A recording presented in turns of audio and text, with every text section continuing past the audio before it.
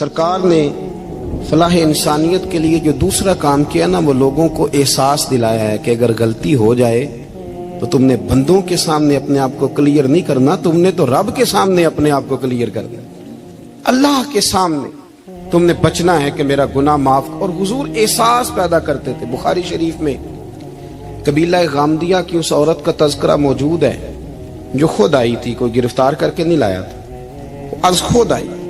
احساس پیدا ہو گیا نا گناہ کا۔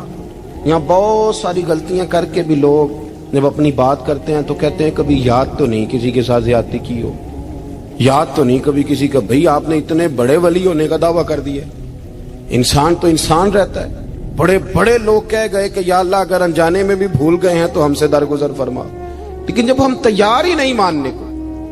حضرت انس بن مالک کہتے ہیں وہ خاتون آئی، کوئی پکڑ کے نہیں لایا، کسی 14 دنوں کے ریمانڈ پہ نہیں اسے منوایا گیا، اسے وہ خود بخود آئی، اور کریم محبوب علیہ السلام کے سامنے جب وہ کھڑی ہوئی تو اتنے درد سے میں نے کم لوگ روتے دیکھے ہیں جس درد سے وہ روئی۔ عرض کرنے لگی حضور میں غلطی کر بیٹھی ہوں، مجھ سے زنا ہو گیا، مجھے پاک کر دے۔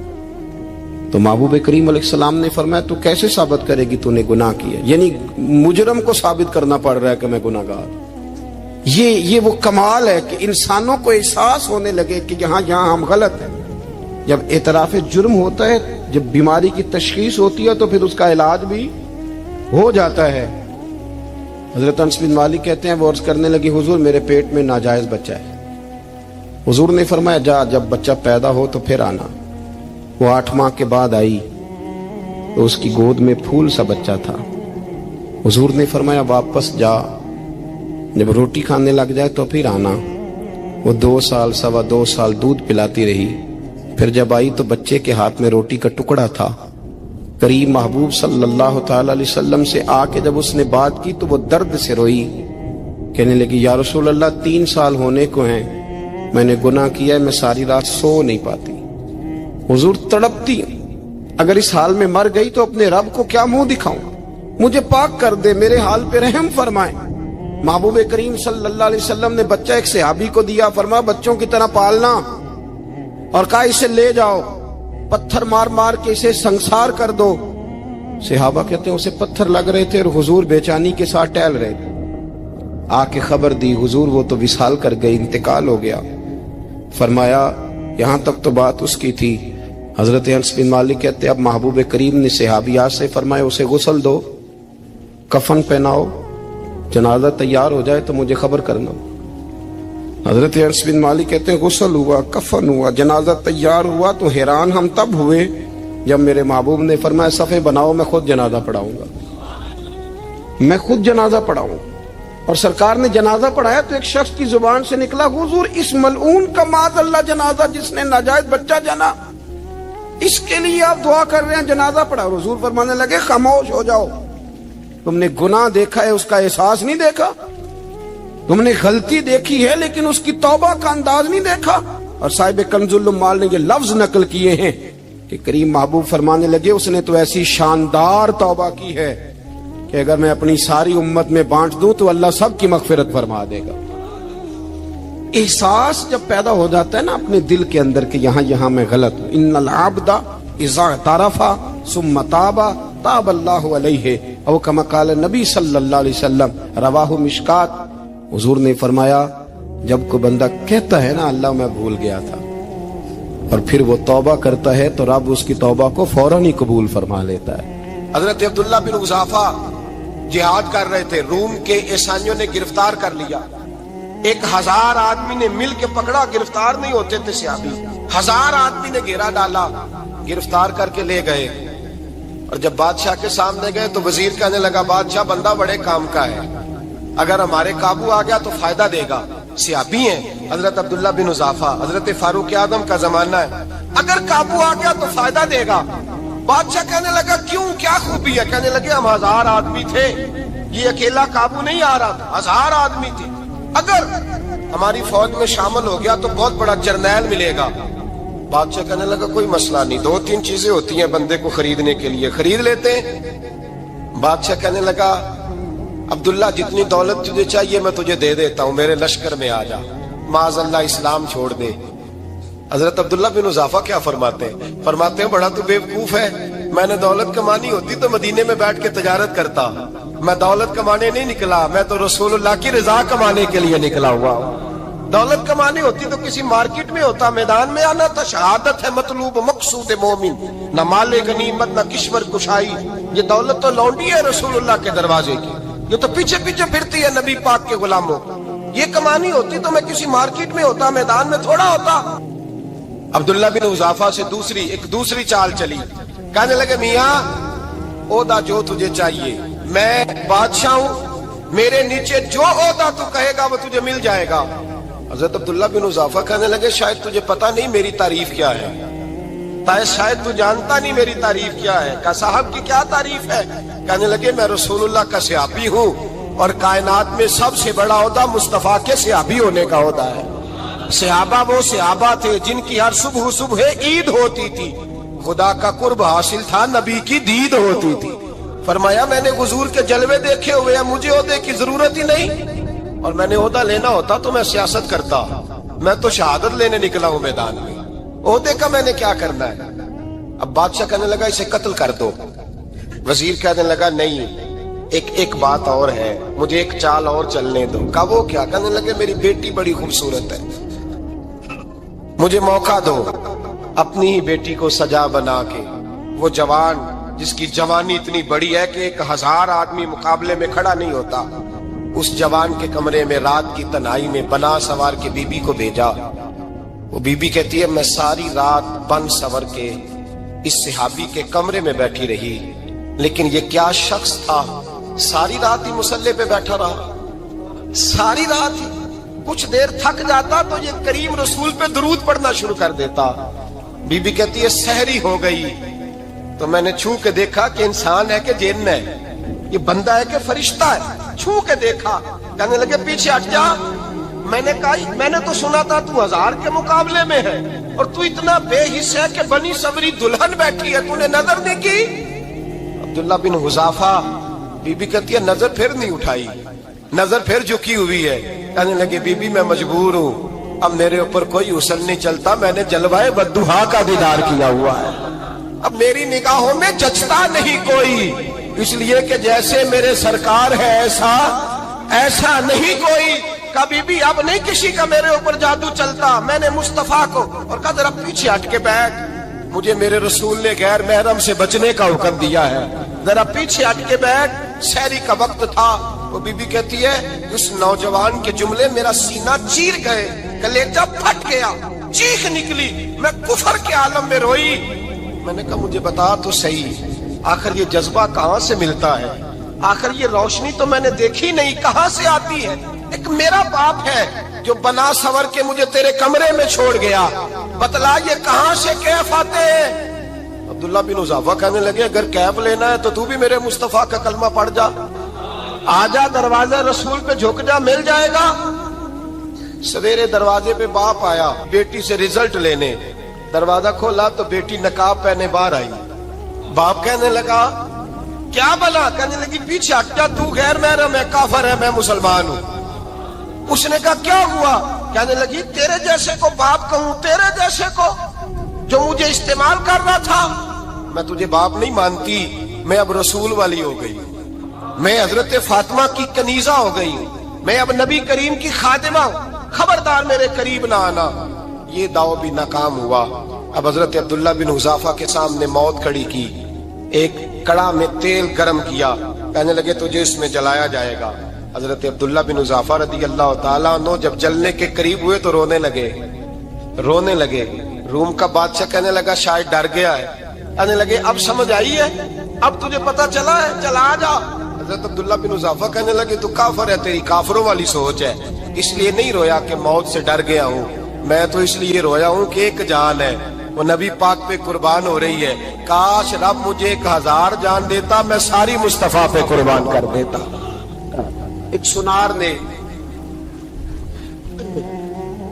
गली में एक यतीम छोटे से बच्चे को घूमते देखा तो सुनार बे औलाद था, बच्चे को उठा के घर ले आया। 18 साल उस बच्चे की परवरिश की, उसको पाला पोसा जवान किया। سنار کے پاس وہ دکان پہ چلا جاتا، وہ کئی دفعہ دکان پہ رہتا، کئی دفعہ گھر میں رہتا. ایک دفعہ وہ دکان پہ تھا، بچہ گھر تھا، 18 سال کا جوان. اس کی بیوی اکیلی تھی. وہ جس نے ماں بن کے پالا تھا اس نے اسی پہ حملہ کر دیا، اس کا بازو بری نیت سے تھاما. بیوی چیخی. تھوڑی دیر گزری تو وہ نوجوان پیروں میں بیٹھ گیا، کہنے لگا اماں پتہ نہیں مجھے کیا ہوا. شام کو سنار آیا، بیوی چیخنے لگی، چلانے لگی، کہنے لگی آج عجیب بات ہوئی، جس کو میں نے جگر کا خون دے دے کے پالا اسی نے گندی نظر ڈالی. سنار محب حیرت ہے. بیوی کا خیال تھا کہ لاٹھ اٹھائے گا، ڈنڈا اٹھائے گا، نوجوان کو مارے گا، لیکن وہ رونے لگ گیا. اس نے کہا آج اس نے میرا بازو تھاما ہے، جانے کیا کیا ہے. پریشان ہونے لگ گیا، سجدے میں گر گیا. کہا تو بتاتا کیوں نہیں؟ تو وہ سنار کہنے لگا اس کی غلطی نہیں، 18 سال کے بعد آج مجھ پر بھی شیطان سوار ہوا تھا. ایک عورت آئی تھی، وہ اپنے بازوؤں میں چوڑیاں پہننا چاہتی تھی تو میں نے بھی گندی نظر سے ہاتھ ڈالا تھا. رب کریم نے مجھے فوراً اس کی سزا دی. جن کے گھروں میں بیٹیاں ہوتی ہیں ان کی نظریں گندی نہیں ہوتی. جو بیٹیوں کے باپ ہوتے ہیں، جو بہنوں کے بھائی ہوتے ہیں، ان کی نظریں گندی. اور اگر تو ٹیلی فون کرتا ہے، تو کسی عورت کے ساتھ تعلق رکھتا ہے، تو یہ بات لکھ لے، امام فخر الدین رازی 1، علامہ اسماعیل حقی 2، ملا جلال الدین رومی 3، امام خازن 4، امام جلال الدین سیوطی 5 حدیث کے استاد اور محدث لکھتے ہیں کہ اگر تو کسی پر گندی نظر ڈالے گا تو تیرا گھر بچ سکتا، یاد رکھ نہیں بچے گا. اس لیے کہ تیری نظر کسی کی بیٹی کو بیٹی سمجھ تاکہ تیری بچی کا پردہ قائم رہے. کسی کی بہن کو یہ کیا بات ہوئی کہ تو جتنا مرضی گند معاشرے میں پھیلاتا رہے تیرا گھر بچا رہے، یہ کیسے ہو سکتا ہے؟ فَإِنَّ لَهُ مَعِيشَةً ضَنْكَ. اللہ فرماتے ہیں زندگی تنگ ہو جائے گی تیرے لیے مشکل. تو ڈھونڈتا پھرے گا کہ میں مرنے کو جگہ تلاش کروں. سچی توبہ کرے، کھری توبہ کرے. یہ گناہ انسان کو مجبور کر دیتے ہیں. حضرت عبداللہ بن مبارک رحمت اللہ تعالی علیہ، ان کے سینکڑوں شاگرد تھے. ایک شاگرد کے انتقال کا وقت آیا تو گھر گئے ملنے. آپ کہتے ہیں میں نے زور لگا لیا پر اس کی زبان پر کلمہ جاری نہیں ہوا. میں اسے کہتا کلمہ پڑھ پر اس کی زبان پر جاری. اللہ اکبر، بہت بڑی نعمت ہے. دعا فرمائیں اللہ ایمان کی موت عطا فرمائے، ایمان کی موت دے اللہ کریم، ایمان کی موت دے. ایسے بھی لوگ دیکھے ہیں، مسجد نبوی ہے، رسول اللہ کا شہر ہے، سر سجدے میں ہے، روح پرواز کر گئی. روح پر کتنا نصیبوں والا ہے، کتنا نصیبوں والا ہے کہ مسجد نبی میں سر سجدے میں رکھا ہے اور اللہ تبارک و تعالیٰ نے محبوب کے قدموں میں موت عطا فرمائی. تو حضرت عبداللہ بن مبارک کہتے ہیں میں نے اس کو کہا کلمہ پڑھ تو اس کی زبان پہ جاری نہیں ہوتا. میں بار بار کہتا تو وہ منت کرتا، کہتا حضور میں کوشش کرتا ہوں جاری نہیں ہوتا. فرماتے میں پریشان ہو کے اٹھا، ابھی میں دروازے پہ پہنچا تھا اس نے چیخ ماری اور روح پرواز کر گئی. بچے رونے لگے، بیوی رونے لگی. تو میں نے اس کی بیوی سے کہا کہ جرم کیا کرتا تھا، اتنا بڑا پاپی پہ کلمہ جاری نہیں ہوا. اس کی زوجہ کہنے لگی حضرت جی 2 گناہ تھے اس کے. ایک تو یہ شراب کا عادی تھا، روکتی تھی باز نہیں آتا تھا، اور دوسری بات یہ کہ یہ اپنی اماں کا نافرمان تھا. وہ 2 گلیاں چھوڑ کے رہتی ہے، یہ کبھی ملنے نہیں گیا تھا. اس بوڑھی کا کلیجہ اس کی طرف سے بڑی تکلیف میں تھا. تو حضرت عبداللہ بن مبارک کہنے لگے جا تو بھی دعا کر، اور اس کی ماں کو بھی کہہ دعا کرے کہ یہاں تو یہ کلمہ نہیں اسے نصیب ہوا، اللہ کرے اللہ آخرت کی منزلیں اس کی بہتر فرما دے. یہ حدیث سنانے لگا ہوں، حدیث ہے، حدیث رسول ہے. جوان خاص کر کے ذرا میری بات پہ توجہ کرے، اور بزرگ خاص کر توجہ کرے جنہوں نے تربیت کرنی ہے. سنیں، حضور کی بارگاہ میں ایک نوجوان آیا ہے، یہ سنگ میل ہے حدیث، اس کو یاد رکھنا. عرض کی حضور میں سارے گناہ چھوڑ سکتا ہوں، زنا نہیں چھوڑتا. حضور مجھے زنا کی اجازت ہونی چاہیے. میرے حبیب نے تھپکی دی، بٹھا لیا. میں کہتا ہوں حضور نے گناہگاروں کو معاشرے سے کاٹا نہیں، ان کی تربیت فرمائی ہے، ان کی تربیت فرمائی ہے، ان کو قریب فرمایا. میرے حبیب کریم صلی اللہ علیہ وسلم نے فرمایا ادھر آ بیٹھ جا، بیٹھ گئے. حضور نے فرمایا تو پسند کرتا ہے تیری ماں کے ساتھ کوئی بدکاری کرے؟ حضور نہیں. فرمایا تو پسند کرتا ہے تیری بیٹی کے ساتھ کوئی بدکاری کرے؟ یا رسول اللہ میں آنکھیں نکال دوں گا. हुजूर ने फरमाया तू पसंद करता है तेरी बहन के साथ, हुजूर मैं काट डालूंगा वो हाथ जो मेरी बहन की तरफ उठेंगे। फरमाया तू पसंद करता है कि तेरी खाला फुफी ममानी की तरफ कोई ऐसी हरकत करे, हुजूर मैं काट के रख दूंगा उन लोगों को जो बात भी करेंगे। मेरे हबीब ने फरमाया अच्छा, जिसके साथ तू बदकारी की इजाजत मांग रहा है वो किसी की मां नहीं लगती, वो किसी की बहन नहीं लगती, वो किसी की बेटी नहीं होगी। याद रखे मुल्ला जलालुद्दीन रूमी 1, इमाम गजाली 2, आला हजरत फाजले बरेलवी 3, बुजुर्ग मुतफिका तौर पर लिखते हैं, फरमाते हैं जो गंद के साथ दूसरे घर में ताड़ता है वो अपने घर की खैर मना ले, जो गंदी नजर दूसरों पर रखता है वो अपने घर की खैर मना ले, इसलिए कि जो जुर्म वो किसी के खाते में डालेगा वो सजा बन के उसके घर की तरफ लौटा दिया जाएगा, जो बदकारी वो किसी के खाते में डालेगा वो सजा बन के अल्लाह उसके घर की तरफ लौटा देगा। अगर अपने घर को पाक रखना चाहते हो तो दूसरों की तरफ पाक नजर रखनी शुरू कर दो। अगर चाहते हो कि तेरा घर अजीब मामला है ना, बेटे को तो पसंद की शादी की इजाजत है तो बेटी को इजाजत क्यों नहीं। अगर तेरा बेटा पसंद की शादी करेगा तो याद रखना फिर जब किसी की बेटी ये लफ्ज बोलती है फिर इज्जतों के जनाजे निकलते हैं, फिर उरियानी फहाशी का जो है वो कलक लगता है माथे पर, फिर याद रखना चारों जानिब से रुसवाइयां तेरा नसीबा होती है। अगर तू बेटी को रोकना चाहता है तो बेटे का हाथ पकड़, अगर तू बेटी को साफ रखना चाहता है तो बेटे को शर्मो हया की चादर उड़ा, अगर तू बेटियों के किरदार की हिफाजत करना चाहता है तो पहले बेटे को पाबंद शरीयत बना। एक बहुत बड़ा गुनाह बदनिगाही का गुनाह है। आपको पता है हमारे मुल्क के अंदर बदकारी, जिना और बेहयाई की शरह कितनी बढ़ती जा रही है, किस कदर बढ़ती जा रही है। वो लोग जो निकाह कर लेते हैं वो भी अपनी निगाहों को, मैं अक्सर कहता हूं, हुजूर ने फरमाया निकाह आधा ईमान है, जिसने निकाह कर लिया उसका ईमान मुकम्मल हो गया। तो जो निकाह के बाद भी बाज ना आया, मैं उसको बेईमान नहीं कहता, लेकिन नबी पाक ने फरमाया जो निकाह कर ले उसका ईमान, बोलिए ईमान महफूज हो गया, उसका ईमान, सारे बोलिए ईमान। और जो फिर भी बाज ना आए, हुजूर कह रहे ईमान मुकम्मल हो गया, और जो ना बाज आया क्या फतवा दिया जाए हदीस की रोशनी में। मेरे नबी पाक की बारगाह में औरतें आई तौबा करने, बैत करने, मुसलमान होने, तो हुजूर बैत लेते वक्त फरमाने लगे मेरे साथ वादा करो, झूठ नहीं बोलोगी, गीबत नहीं करोगी, जिना नहीं करो। एक औरत बोल पड़ी, कहने लगी या रसूल अल्लाह सल्लल्लाहु अलैहि वसल्लम मैं मुसलमान तो नहीं पर खानदानी हूं, मेरे घर वालों के जहन में भी कभी जिना का ख्याल नहीं आया। हम तो इसे खानदानों के वकार के खिलाफ समझते हैं। रोज बुरी नजर से किसी को देखना और किसी के बारे में गलत बातें, नाराज ना होना। बहुत सारे बूढ़े भी लज्जत ले लेके जुर्म बयान करते हैं, गुनाह बयान करते हैं, गलत बातें करते हैं, किसी औरत के बारे में तबसरा करते हैं। क्या समझते हैं मर्द और औरत माज़ अल्लाह ताला एक कमरे में जाके बदकारी करे तो वही जिना है।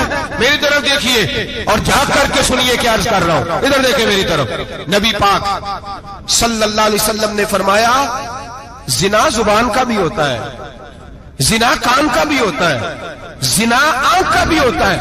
हुजूर किस तरह फरमाया जिसने गंद देखा उसने आंख का जिना किया, जिसने लज्जत लेके सुना, चुप नहीं कराया, पूरी बात सुनी, वो भी जानी है। और जिसने गंदी बात बोली वो मुंह का जानी है, जिसने गंद सोचा वो दिमाग का जानी है। और जानी को सबसे पहली सजा अल्लाह ये देता है कि सजदे की लज्जत छीन लेता है, इबादत का सुरूर छीन लेता है, उसका नमाज में दिल नहीं लगता।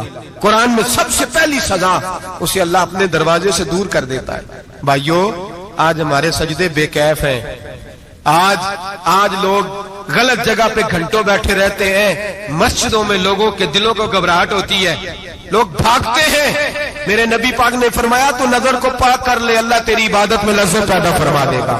मेरे भाई याद रख ले और सुन ले, सबसे कमजोर आदमी वो है जिसका जहन पाक नहीं, सबसे कमजोर आदमी वो है जो किरदार का गलत है। एक बात मैंने पढ़ी, आप यकीन करें मेरा दिल करे कि मैं आग लगा दूं इस उन्वान को जिस पे गंदगी लिखी जाती है, उन अखबारों को, उन चीजों को जिस पे गंद लोगों के दिलों में। वो इंडिया की एक वजीर आजम औरत गुजरी तो किसी ने उससे कहा कि पाकिस्तान ने तो तुम्हें शिकस्त दी है, तुम जीत नहीं सके बड़ा मुल्क होके। کہنے لگی کوئی بات نہیں، تھوڑا وقت ٹھہر جاؤ، ہم ان پر تہذیبی یلغار کریں گے، ان کے گھروں میں ننگا ناچ کریں گے، یہ گندی تصویریں دیکھیں گے، یہ گند میں الجھ جائیں گے۔ اور جو قوم گند میں الجھ جایا کرتی ہے وہ پھر کسی سے لڑنے کی طاقت نہیں رکھتی، اس کے اندر ڈٹ جانے کی ہمت نہیں ہوتی، اس کی غیرت کے جنازے نکل جاتے، دل کرتا ہے جل جائے وہ جل جائے جہاں سے برائی پھیلتی، تباہ ہو جائے وہ علاقے جہاں سے گند ہوتا ہے۔ لوگ گند کی کمائی کھاتے ہیں، گند کی ایکٹروں کے ساتھ کھڑے ہو کے فوٹویں کھچاتے ہیں اور گناہ پہ فخر کرتے ہیں، اور گندے لوگ کہتے ہیں اللہ کا فضل ہے ہم گند پھیلا رہے ہیں، ثم معاذ اللہ۔ لوگ گناہ پہ فخر کرتے ہیں چوکوں چوراہوں میں۔ محمد بن قاسم آئے ہندوستان پہ راجہ دہر کے مقابلے میں، نوجوان میری طرف دیکھے اور صحیح ہو کے بیٹھے، خاصے صحیح ہو کے بیٹھے، تقریر نہیں کر رہا، جذبات کا، میرے جذبات سنیں، دل کے پھپولے جل رہے ہیں سینے کے داغ سے، اللہ کی قسم روح کی گہرائی سے بات کر رہا ہوں، وہ بات کر رہا ہوں جو سینہ کہہ رہا ہے کہ پھٹ جائے اور کہنا نہ پڑے۔ قرآن و حدیث پڑھتے ہیں اور پھر اپنا حال دیکھتے ہیں تو لگتا یہ ہے کہ عذاب قریب آ گیا ہے، لگتا ہے زمین پھٹنے والی ہے، آسمان گرنے والا، لگتا ہے قریب آ گیا سارا کچھ۔ سمجھے کیا عرض کر، یہ بات اگر آپ سمجھ گئے تو قیمت وصول ہو گئی، اس کو سمجھ گئے تو سمجھ لیں آپ کے مزاج کے اندر اللہ نے تبدیلی پیدا کر دی۔ محمد بن قاسم 18 سال کا جوان، ایک عورت کی عزت پر راجہ دہر ہندو نے حملہ کیا، محمد بن قاسم بچانے آئے۔ جب ہندوستان آئے فوج تھوڑی تھی، علاقہ تھوڑا تھا، راجہ دہر کی فوج بہت زیادہ، اور پھر اپنا عرب چھوڑ کے یہاں آ کے ہندوستان میں اس کے علاقے میں اس پہ حملہ کرنا، حالات خراب تھے۔ محمد بن قاسم پریشان ہے، ایک بزرگ نے دیکھا، کہنے لگے پریشان کی ہو؟ کہنے لگا سوچتا ہوں علاقہ بھی اس کا، فوج بھی اس کی، میرے فوجیوں کو تو رستوں کا بھی نہیں پتا، کیسے جنگ کریں گے، کدھر سے آئیں گے، اور پھر ہمیں زبان بھی نہیں آتی، کیسے کام ہوگا، ڈر رہا ہوں۔ 2-4 دن گزرے تو محمد بن قاسم اشاش بشاش ہو گئے۔ وہ بزرگ کہنے لگے خیر ہے، بڑے مطمئن ہو گئے ہو؟ کہنے لگے بس راجہ دہر ہم سے مقابلہ نہیں کر سکتا، راجہ دہر ہمارے مقابلے میں کھڑا نہیں ہو سکتا، وہ گرا کے گرا، وہ لڑکھڑایا کے لڑکھڑایا، ریزہ ریزہ ہو جائے گا۔ آپ کو کیسے خوشخبری مل گئی؟ کہنے لگے مجھے پتا چلا ہے کہ راجہ دہر ذہن کا گندا ہے، وہ تو چچا کی بیٹی کو نہیں چھوڑتا، ماموں کی بیٹی کو نہیں چھوڑتا، خالہ کی بیٹی کو گندی نظر سے دیکھتا ہے۔ جس کا ذہن گندا ہوتا ہے وہ کسی کا مقابلہ نہیں کر سکتا، ہمیں فتح ہوگی، فتح، وہ گرے گا۔ وہ بزرگ کہتے ہیں میں سمجھ گیا کہ واقعی سے فتح ہوگی۔ آج کشمیر کیوں آزاد نہیں ہو رہا، فلسطین میں آگ کیوں لگی ہوئی ہے؟ مسلمان جب تک ذہن کا گندا ہے کمزور ہے، جب تک ذہن کا ناپاک ہے کمزور ہے۔ حضرت سعد بن ابی وقاص رضی اللہ تعالیٰ عنہ فرمایا کرتے تھے اللہ مسلمان کی مدد اتنی دیر تک کرتا رہتا ہے جتنی دیر تک مسلمان کا ذہن صاف رہتا ہے، کردار پاک رہتا ہے۔ آگ اس لیے معاشرے میں لگی ہے، نوجوانوں تم کہتے ہو کامیابیاں نہیں ملتی، اسے کیسے کامیابی مل سکتی ہے جس کا ذہن ہی صاف نہیں؟ وہ کیسے دنیا کی بازی جیت سکتا ہے جس کی نگاہ ہی پاک نہیں؟ وہ کیسے آگے بڑھ سکتا ہے جس کے کردار میں پاکیزگی نہیں؟ اپنے آپ کو پاک کر لو، اللہ ہر مشکل میں تمہاری مدد فرمائے گا، ہر رستے میں تمہاری مدد فرمائے گا۔ اور میں نے کہا جب آدمی ناپاک ہوتا ہے تو رب کریم اس سے عبادت کی لذت چھین لیتا ہے، اور اللہ کی سب سے بڑی سزا یہ ہے کہ کسی کو سجدہ نہ لمبا کرنا دے۔ رب کریم سب سے زیادہ اس سے ناراض ہے جس کو قرآن پاک کے کھولنے کی توفیق نہ ہو، سب سے زیادہ رب کریم اس شخص سے ناراض ہے جو اللہ کی بارگاہ میں جھکنے کی لذت چھوڑ جائے۔ میرے نبی پاک سید عالم علیہ السلام کے صحابہ لمبی عبادتیں کرتے تھے، لمبی۔ کسی نے کہا تھا روم کے بادشاہ تھے کہ یہ مسلمان فاتح کیوں ہو جاتے ہیں؟ تو اس نے کہا میں نے مولا علی کے زمانے میں جاسوسی کرائی تھی، پتا کیا تھا کہ ہر میدان میں کامیاب کیوں ہوتے ہیں۔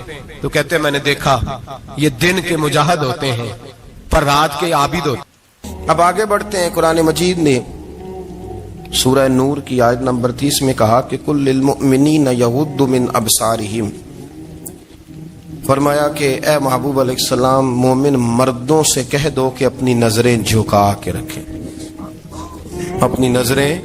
اور اگلی آیت میں فرمایا وَقُلْ لِلْمُؤْمِنَاتِ يَغْضُضْنَ مِنْ أَبْصَارِهِنَّ، فرمایا کہ اے محبوب مومن عورتوں سے بھی کہہ دو کہ اپنی نظریں جھکا۔ مرد بھی اپنی نظر جھکا کے رکھے گا عورت کی طرف، لیکن یہ ساری پابندی صرف مرد پر نہیں، عورت بھی غیر محرم کا چہرہ نہیں دیکھے گی، اس پر بھی اسی طرح نظر جھکانے کا حکم ہے، جس طرح کہ وہ ہر دکاندار کو بھائی جان کہہ کے گفتگو کرنے کی اس کو بھی اجازت نہیں ہے کہ وہ بھی وہ سمجھے کہ پابندی تو مرد نے کرنی تھی، میں نے تھوڑی کرنی تھی۔ وہ جس کے پاس جائے، جہاں بھی جائے، ڈاکٹر کے پاس جائے، باہر جائے، تو وہ جس طرح مرضی اس کا دل چاہے وہ بات چیت کرے، اس کی عورت کو بھی اجازت اسلام نہیں دیتا۔ بنیادی طور پہ اسلام شرم و حیا کا دین ہے، حیا کی بات کرتا ہے۔ حیا کی جب ہم تعریف کرتے ہیں تو حیا کی تعریف یہ ہے کہ کوئی کبھی چیز دیکھ کے نہ تو آپ کی طبیعت میں کراہت محسوس ہو، آپ کوئی غلط جملہ منہ سے نکالتے ہوئے ذرا جھجکیں، آپ کوئی غلط بات کرتے ہوئے تھوڑا بوجھ محسوس کریں۔ ہمارے ہاں تیزی سے فروغ پایا ہے بے حیائی نے، سنگیوں کی محفلیں، یاروں کی محفلیں، اس میں غلیظ گفتگو ہوتی ہے، الا ماشاء اللہ۔ جن دوستوں کو بڑی پاک صاف گفتگو کرنی چاہیے، دوستی کا رشتہ بڑا مقدس رشتہ ہے، جو یہاں ایک دوسرے سے پیار کریں گے جنت میں بھی اکٹھے داخل کیے جائیں گے۔ شرط یہ ہے کہ پیار اللہ رسول کی رضا کے لیے ہو، لیکن اس کے اندر اگر آپ کی گفتگو کچی ہو، کمزور ہو، فحاشی والی ہو، عریانی والی ہو، وہ ہمارے ہاں تو اب اس کو لوگ فیشن سمجھتے ہیں، اس کو مردانگی کی علامت سمجھتے ہیں کہ وہ جی ساری باتیں جی وہاں ہو گئی، اور جس کا جو جی چاہا اس نے کہا۔ آپ جب حیا کے دائرے میں ہوتے ہیں تو آپ خود بھی سکون محسوس کرتے ہیں۔ دیکھیں نا، آپ کو نیند سکون سے کہاں آتی ہے؟ جہاں کمرہ بند ہو، چاروں جانب دیوار ہے، اوپر چھت ہے، خالی دروازہ بھی کھلا ہوا ہو نا، تو جب بندہ سکون لینا چاہتا ہے تو کہتا ہے یار ذرا دروازہ ذرا بند کر دو۔ وہ اچھی طرح اپنے آپ کو چھپا لیتا ہے نا حیا کے پردے میں، تو اللہ اسے سکون عطا کرتا ہے۔ اور جو اس سے بھی زیادہ ٹھنڈی نیند میں جانا چاہتا ہے وہ کہتا ہے لائٹ بھی بند کر دو۔ اب وہ مکمل طور پہ سمجھتا ہے کہ میں چاروں جانب سے چھپ گیا ہوں، اگر میں کھل کے بھی سو جاؤں گا تو میرا چونکہ پردہ قائم ہے تو مجھے کوئی دشواری نہیں ہو۔ آپ جب چھپ جاتے ہیں، جب آپ حیا کے اندر سمٹ جاتے ہیں، جب آپ چادر کے اندر آ جاتے ہیں تو آپ بہت ساری جگہوں پہ آسانی محسوس کرتے ہیں۔ تو حیا تو آپ کو سکون دیتی ہے، حیا تو دل کو راحت دیتی ہے۔ میں بڑی ذمہ داری سے بات عرض کرتا ہوں، قرآن مجید نے نا ایک مقام پہ مذاق کو، ایک مزاح ہوتا ہے خوش طبی، وہ نہیں، مذاق اڑانا، قرآن پاک نے نا مذاق کو ایک جگہ پہ جاہلوں کا طریقہ بھی قرار دیا۔ بنی اسرائیل کے لوگوں سے حضرت موسیٰ نے کہا کہ گائے ذبح کرو اور ایک ٹکڑا مقتول کو مارو، زندہ ہو کے خود بتا دے گا مجھے کس بندے نے قتل کیا۔ تو کہنے لگے آپ ہمارے ساتھ مذاق کر رہے ہیں۔ تو قرآن مجید کہتا ہے کہ حضرت سیدنا موسیٰ علیہ السلام فرمانے لگے اعوذ باللہ ان اکون من الجاہلین، فرمانے لگے میں اللہ کی پناہ مانگتا ہوں کہ میں جاہلوں میں سے ہو جاؤں۔ یہ مذاق کرنا تو جاہلوں کا طریقہ ہے۔ اگر آپ کی زبان سے بے حیائی کا جملہ نکل گیا، اگر آپ کی زبان سے بے حیائی کا جملہ نکل گیا، آپ نے کہہ دیا کہ ہم آزاد لوگ ہیں، جو مرضی کریں گے، جو مرضی کہیں گے، جو ہمارا دل میں آئے گا کریں گے، تو پھر تو لوگ آپ کا وہ حشر کریں گے کہ آپ سے برداشت ہی نہیں ہوگا۔ جس کا لوگ مذاق بنا لیتے ہیں اور جو مذاق بن جاتا ہے پھر اسے کچھ جینے دیتا ہے۔ آپ حیا کی چادر میں چھپیں گے تو بچیں گے۔ اگر آپ نے اپنا مذاق بنوا لیا یہ کہہ کے کہ میں نے مرضی کرنی ہے، پھر یاد رکھنا چھپنے کو جگہ نہیں ملے گی، پھر تکلیف میں آ جائیں گا، پھر بہت بڑی اذیت کا شکار ہو جائیں۔ شرم و حیا، عرب کے اندر جو کواری لڑکیاں تھیں ان میں بڑی حیا ہوتی تھی۔ الحمدللہ میں بڑے فخر سے کہتا ہوں کہ میرے پنجاب کی، میرے پاکستان کی بیٹیاں بھی 20 دفعہ ان کا ابا کہے تیری شادی کرنی ہے تو وہ آنکھ نہیں اٹھا پاتی آج بھی۔ یہ تو وہ چند لوگ ہیں جو کہتے ہیں ہم ہائی کلاس ہو گئے، ہمیں نہیں پتا کہ وہ روشن خیال ہو گئے ہیں کہ روغن خیال ہو گئے، پتہ نہیں کدھر چلے گئے۔ ورنہ ہماری بیٹیاں آج بھی جب ان سے ان کا باپ، ان کی ماں بات کرتی ہے تیری شادی کی، تو وہ تو شرم کے ساتھ پچھلے سے پچھلے کمرے میں چھپتی ہیں۔ یہ اللہ نے فضل کیا ہوا ہے اس ملت پر۔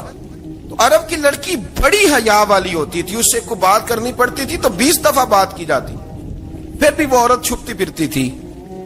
حضرت عائشہ صدیقہ رضی اللہ تعالیٰ عنہ فرمانے لگیں میرے نبی پاک صلی اللہ علیہ وسلم عرب کی کواری لڑکیوں سے بھی زیادہ حیا کرنے والے، قاضی اعجاز مالکی نے، شیخ عبدالحق محدث دہلوی نے، دیگر بزرگ جو سیرت نگار گزرے، انہوں نے لکھا ہے کہ نبی پاک صلی اللہ علیہ وسلم کے اندر 100 مردوں سے زیادہ طاقت تھی،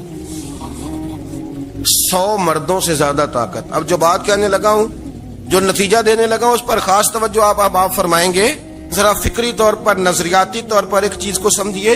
ہم سمجھتے ہیں کہ جوان لڑکا ہے جی، جو مرضی کرے، عمر ہے جی، آپ ذرا بات پر